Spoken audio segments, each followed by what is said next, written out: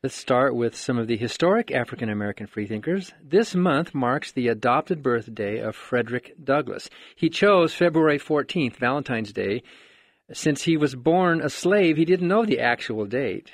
He was born Frederick Bailey in Maryland in 1818, became a renowned abolitionist, editor, and feminist. He escaped from slavery at age 20, but he later wrote in his autobiography, "I prayed for 20 years, but received no answer until I prayed with my legs." He renamed himself Frederick Douglass and became an abolition agent, was often imperiled, speaking against slavery. He wrote 3 autobiographies. He published a weekly newspaper, the North Star. He was the only man to speak in favor of Elizabeth Cady Stanton's controversial plank of women's suffrage at that first women's rights convention in Seneca Falls, New York in 1848.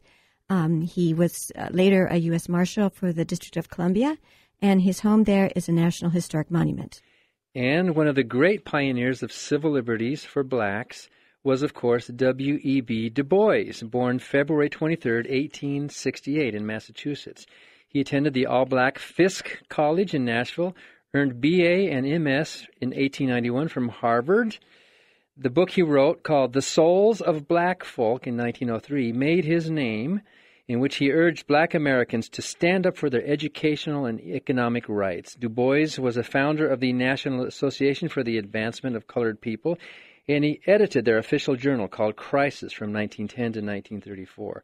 The black nationalist expanded his interest to global concerns, and he's called the father of Pan-Africanism for organizing international black congresses. He called himself a freethinker.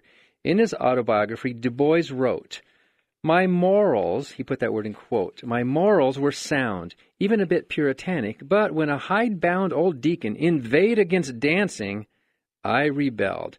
By the time of graduation, I was still a believer," in quotes, "in Orthodox religion, but I had strong questions which were encouraged at Harvard. In Germany, I became a freethinker when I came to teach at an Orthodox Methodist Negro school.